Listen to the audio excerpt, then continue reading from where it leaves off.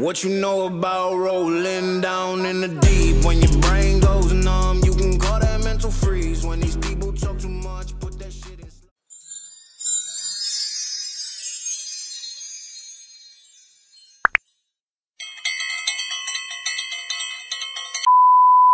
Halo, assalamualaikum, welcome back to my YouTube channel. Jadi hari ini aku mau cerita tentang agak berat sih ceritanya. Aku matikan kipas dulu ya.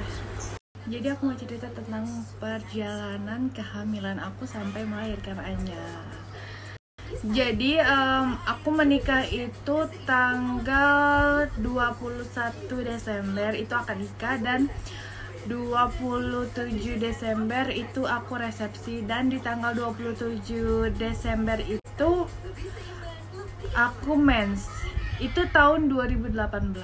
Jadi sebulan setelah menikah aku masih tetap mens. Terus sebulannya lagi aku udah nggak mens. Terus pas aku liburan dan nggak ada kepikiran apapun itu, ternyata waktu aku tes pack itu aku lagi liburan ke Bangka dan hasilnya alhamdulillah positif. Ya ampun, seneng banget.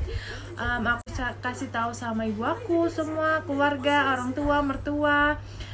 Dan pulang dari Bangka aku langsung USG ke dokter kandungan dan dikasih vitamin sama dokter kandungan. Katanya alhamdulillah emang udah ada kantungnya.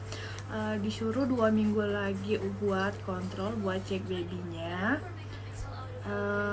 Ya udah, aku makan vitamin, terus lanjut setiap bulan itu aku USG ke second opinion. Ada 2 dokter, aku pakai dokter di sini, dokter Budi, dan aku pakai dokter Yasmin di Jambi gitu kan. Soalnya aku tinggal di daerahku ini nggak ada yang 4 dimensi gitu kan, yang bisa kelihatan jenis kelamin dan muka wajah dan seluruh tubuhnya ya gitu deh. Aku hamil masih tetap kerja alhamdulillah, dan masih sehat walafiat. Liburan kemanapun aku oke. Bawa perut yang besar itu sempat. Alhamdulillah hamilnya itu kuat, strong banget pokoknya. Semua orang yang lihat aku itu, kan aku masih kerja, jadi setiap aku ke pagi kontrol keliling rumah sakit, dulu aku kerja rumah sakit, mereka bilang, wah masih kerja aja gitu kan. Jadi hari Rabu itu kan hujan, aku tetap ke kantor. Padahal aku udah kontrasi palsu, tapi aku tetap maksain masih ke kantor karena emang bosan aja kan di rumah, nggak ada kerjaan. Ya udah aku ke kantor, pulang itu udah mulai kontraksi palsu. Terus sampai malam, dan yang sakitnya itu jam 2 aku sampai tidur dengan posisi duduk di gimbal. Di gimbal itu aku tidur, aku bangun, suami itu nggak ada respon, sebel banget sumpah. Pagi Kamisnya suamiku ada acara kantor di kota. Itu jaraknya dari daerahku ke kota itu 1 jam acara kantor, jadi dia pergi. Sedangkan jam 9-nya aku udah keluar lendir darah. Itu kan tandanya ada pembukaan atau apalah ya, seperti jenis itu. Sampai pas dia mau pulang ke sini, ke rumah, itu papa mertuaku tuh ditinggal. Soalnya kan mereka sekantor, papa mertuaku, mama mertuaku, sama suamiku itu kan sekantor. Jadi mereka sama-sama ke kantor pusat kayak gitu kan. Jadi pas pulangnya saking kelamaan nunggu mertuaku, papa mertuaku, jadi papa mertuaku tuh ditinggal, dan mama mertua sama suami aku langsung pulang ke sini. Tante aku kan aku WA, Dam, kan panggilnya Madam, bikin nasi goreng dong. Buat apa? Aku mau makan, lapar. Yaudah dibikinnya. Pas dia kesini lihat aku udah kontraksi gitu kan, sambil duduk di gimbal, ya udah diantar aja ke rumah sakit. Aku nggak mau cepet-cepetan, malas. Soalnya aku dengar kan dari teman-teman aku, kalau di rumah sakit itu nanti lama, takutnya apa inilah, pokoknya banyak lah omongan-omongan. Ya udah aku jadi sampai rumah sakit itu aku masih sempet jalan tuh sendirian dari mobil, turun dari mobil aku, kenapa? kan kata orang-orang di IGD, ini aku mau melahirkan udah sakit, udah keluar tandanya gitu kan. Ya udah mari kok masih sama-sama jalan, ya nggak apa-apa kan gitu kan, udah biasa sama teman-teman. Ya udah pas dicek pembukaan itu udah pembukaan 3. Setelah pembukaan 3 ya udah observasi, terus kita turun ke ruangan. Di ruangan kita langsung turun ke ruang tindakan ya, namanya ruang VK. Setelah ditunggu-tunggu jam 2 ketuban pecah dan aku mulai sakit terasa banget itu jam 3 kurang 5 anakku lahir. Alhamdulillah lahir dengan normal. Semua berjalan normal seperti biasa. Hari aku kelahiran Kamis, Jumatnya aku udah boleh pulang ke rumah. Di rumah seperti ibu baru melahirkan seperti biasa, dengan kegiatan baru yang super duper melelahkan, bergadang, ngurusin baby sendirian soalnya ibu aku kerja. Pokoknya semua orang di rumah itu kan punya kegiatan masing-masing. Kegiatan baru yang super duper melelahkan, bergadang, ngurusin baby sendirian soalnya ibu aku kerja. Pokoknya semua orang di rumah itu kan punya kegiatan masing-masing. Jadi ada suatu hari itu kalau nggak salah hari apa ya, hari Selasa atau Rabu, kegiatan baru yang super duper melelahkan, bergadang, ngurusin baby sendirian soalnya ibu aku kerja. Pokoknya semua orang di rumah itu kan punya kegiatan masing-masing. Suatu subuh aku itu kan pakai, orang baru melahirkan itu kan pakai gurita. Jadi aku ngerasa sesak waktu tidur sama anak sama suamiku di kamar. Ya udah aku buka guritanya, kok masih sesak. Rasanya itu dingin banget. Mau ngambil selimutnya di kamar depan kan. Biasanya aku nggak pernah tidur pakai selimut, ini aku tuh ngerasa dingin banget. Ya udah aku buka semuanya, tinggal pakai celana dalam aja. Terus aku bilang sama ibu aku, Bu, aku tuh sesak gitu kan. Ya udah bawa aja ke rumah sakit. Ya udah kita bawa ke rumah sakit. Di rumah sakit di nebulizer gitu. Astagfirullahaladzim, anak aku numpahin krim, ya Allah. Safanya, Mami lagi cerita. Masya Allah, kenapa ditumpahin? Oke lanjut, dia itu numpahin ini glow lumayan nih. Jadi sampai rumah sakit aku di nebu itu kan subuh, terus disuruh nebu lagi jam 12 dan jam 9 malam. Itu 3 kali sehari, itu 3 kali nebu, harus ke rumah sakit. Tapi kata dokternya nebu di rumah aja nggak apa-apa, nanti dikasih obat. Oke. Pas nebu siang aku masih aman jam 12, dan nebu jam 9 itu nggak ada ngefeknya sama sekali di tubuh aku. Pas aku mau tidur itu terasa sesak, dan pokoknya semua posisi tidur itu salah. Pokoknya aku nggak bisa tidur malam itu, semakin sesak. Jadi aku bangunin ayah aku, ya sesak, kami mau ke rumah sakit aja. Terus telepon ibu, kebetulan ibu aku lagi dinas malam saat itu kan. Ya udah telepon ibu, langsung aja bawa ke rumah sakit. Dibawa ke rumah sakit, di jalan aja tuh aku udah pegangan yang di sini mobil itu kan ada kan, udah nggak kuat, di nebu juga nggak mempan gitu kan. Sampai rumah sakit dokternya sama dengan dokter yang subuh. Ternyata dikonsulkan ternyata ke dokter jantung. Akhirnya jam 12 aku datang ke rumah sakit, sampai jam 3 aku baru turun ke ruang ICU. Di ruang ICU itu pokoknya sesak, semua posisi salah, ngerti nggak sih? Semua posisi salah. Subuhnya aku masih pompa ASI aku karena payudara aku tuh emang udah bengkak karena emang ibu menyusui kan. Ya udah dipompa. Awalnya ragu kan, tapi telepon dulu dokter anak, gimana Bu? Kalau ini anaknya mau nyusu kan, pasti anak di rumah mau nyusu, terus akhirnya boleh dipompa. Nggak masalah sih dengan ASI-nya gitu kan, kata dokter anak. Ya udah aku tetap pompa.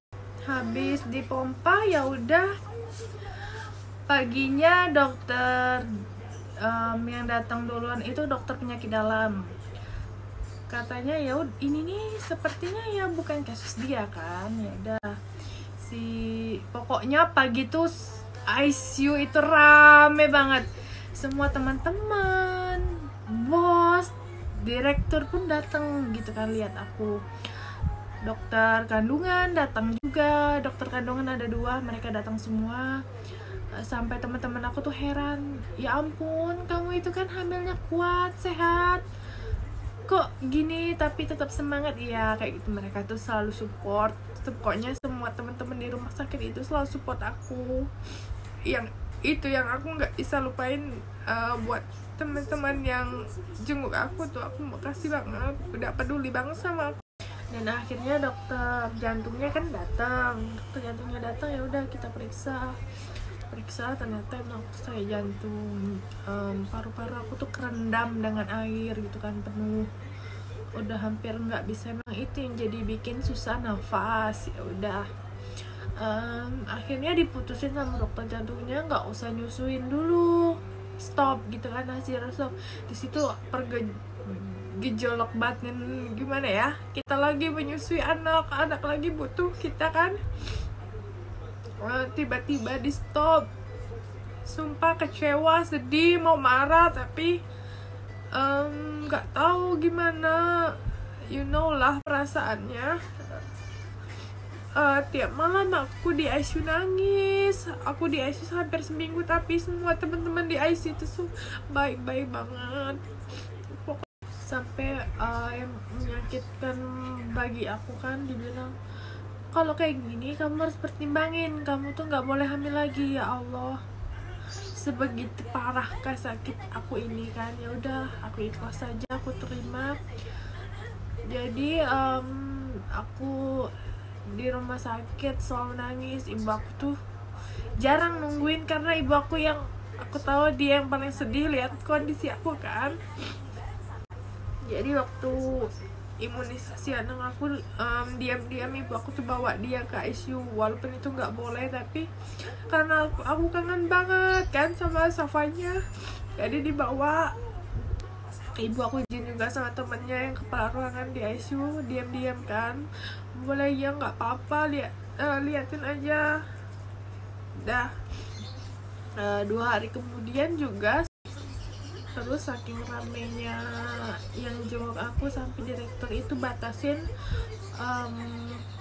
yang jenguk aku, jadi nggak boleh terlalu rame karena aku tuh butuh istirahat yang sangat banyak. Jadi selama aku berhentiin ASI itu, lagi banyak-banyaknya ASI kan, aku sampai demam, panas, pokoknya nggak enak. Makan di ICU rasanya membosankan, nggak ada rasa makanan rumah sakit. Aku tuh sehat menurut aku ya, tapi ya jantung aku yang nggak kuat gitu kan. Lepas oksigen sebentar aja itu menyesakkan sekali.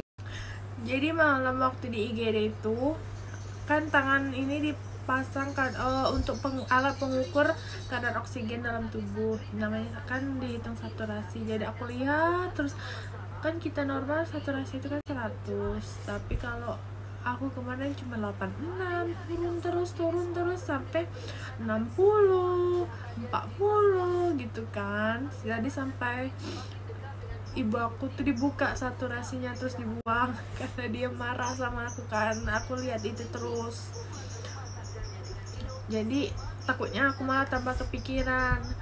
Pokoknya suami aku meluk aku di IGD gitu kan. Yang di pikiran aku tuh cuma satu, ya anak aja gitu kan, gimana dia di rumah nangis nggak? Biasanya dia kan kalau malam-malam anak bayi baru lahir itu kan rewel gitu kan. Jadi sampai di ICU aku ngomong sama ahli gizinya kan, Kak boleh nggak makanannya diganti, nggak usah ikan. Enak nggak sih makan ikan tapi nggak ada rasa? Jadi mau apa dek? Sampai dia kayak gitu kan, Kak mau telur aja nggak apa-apa lah. Jadi aku pagi sarapan telur dadar, siangnya telur ceplok, malamnya telur rebus. Sampai bingung, sampai bosan juga. Pokoknya semua tim, pokoknya yang datang ke situ selalu support itu. Mungkin ya karena sama-sama kerja di situ kan. Jadi setelah 6 hari aku di ICU, aku pindah ke ruangan biasa, mulai lepas kateter, belajar jalan. Untuk pertama kali nginjak lantai itu rasanya ya Masya Allah, itu kaki itu rasa kesemutan gitu. Tak aku dipapa sama suamiku gitu. Ya udah belajar lepas oksigen. Siangnya aku pulang ke rumah, lihat anakku lagi. Alhamdulillah. Dan tiap bulan aku kontrol ke dokter jantung. Dari obat aku 7 atau 8, sekarang cuma tinggal 2. Alhamdulillah aku sehat, bisa aktivitas. Walaupun kalau capek emang agak lebih berat bagi aku kan.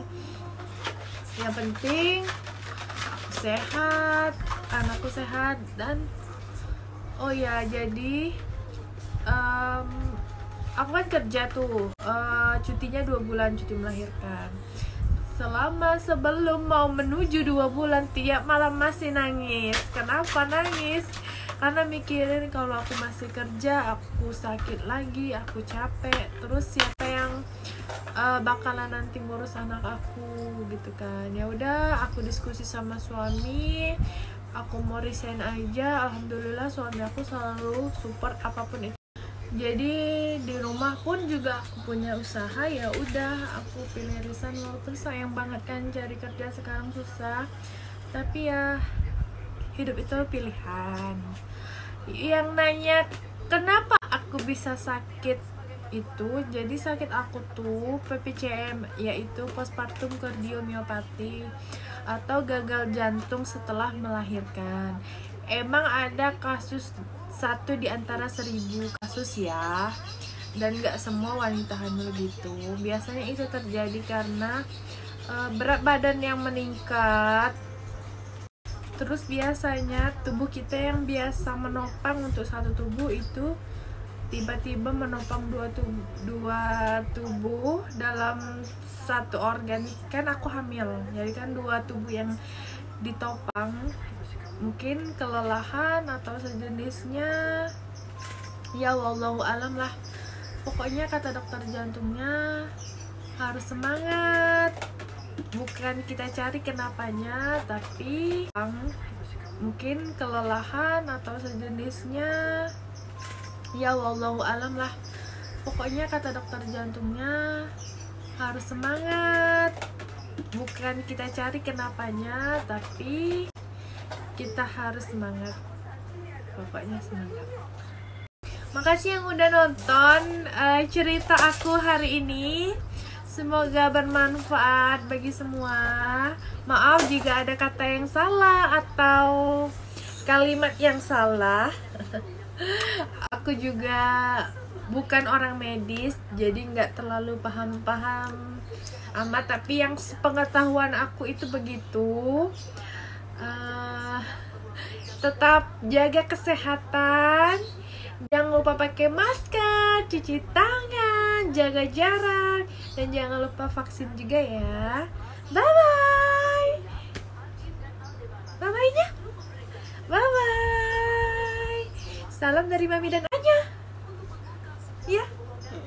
Ya, bye bye.